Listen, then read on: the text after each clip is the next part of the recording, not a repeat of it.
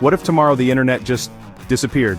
No warning, no explanation, no time to prepare, no Google, no Instagram, no emails, no YouTube.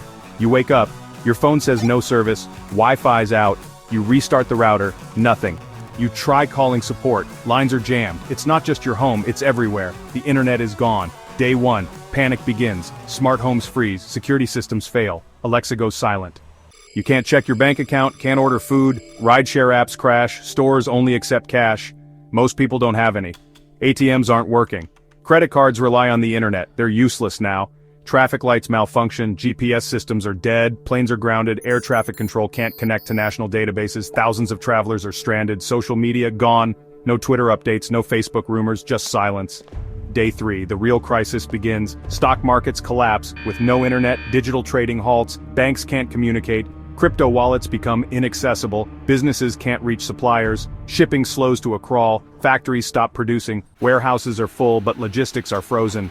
E-commerce dies, Amazon shuts down, small businesses relying on online orders vanish overnight, remote workers are jobless, cloud services offline, entire companies lose their files in an instant.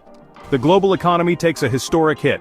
1 week in, communication fractures, no emails, no Slack, no Zoom, government agencies can't coordinate. Hospitals struggle to share patient data, doctors rely on paper records again. At home, people turn to radios and newspapers. Misinformation spreads fast. No one knows what's real anymore. Teens and kids are cut off from their world. Online games, chats, forums, gone. Mental health nosedives. Isolation sets in. Streaming disappears. No Netflix, no Spotify. Entertainment reverts to books, DVDs, and board games. News outlets can't update websites. Breaking news is delayed by hours, even days. 2 weeks later. Education falls apart. No virtual classrooms, no Google Docs, no digital textbooks. Teachers dig up old lesson plans. Students use pencils, not tablets. Progress slows. Online universities shut down. Academic research hits a wall. Modern learning rewinds by decades. 1 month in, tension rises. Without surveillance cameras or tracking, crime spikes. Police lose access to digital databases. Emergencies take longer to respond to. Online pharmacies can't operate. People struggle to refill prescriptions. Telehealth services vanish. In major cities, protests erupt. People demand answers. Governments offer little. They're just as lost. Supermarkets are understocked. Card machines don't work. Bartering begins in some communities. The world adapts, but not easily. 3 months later, the black market booms. Cash and goods replace credit and QR codes. Old cell phones with preloaded maps become valuable. Tech repair shops thrive, fixing old radios, landlines, and typewriters. Some communities turn inward. Local agriculture rises, people grow their own food, town bulletin boards replace news feeds, libraries become information hubs again. At the same time, the global elite retreat. Private networks, satellite links, hidden systems, still active for a few, but for the masses, it's over.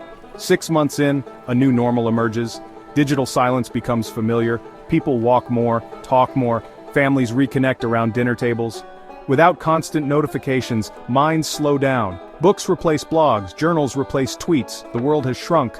No more viral trends, no online fame, no influencers. We return to analog lives, newspapers, radios, handwritten letters. Teachers lecture from chalkboards, cash is king. The internet gave us everything, speed, reach, convenience. But it also gave us distraction, dependence, and disconnection.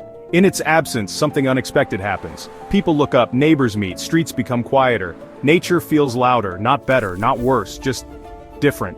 1 year later, humanity survives, but it remembers. A world without the internet is harder, but also more present. Could we rebuild it?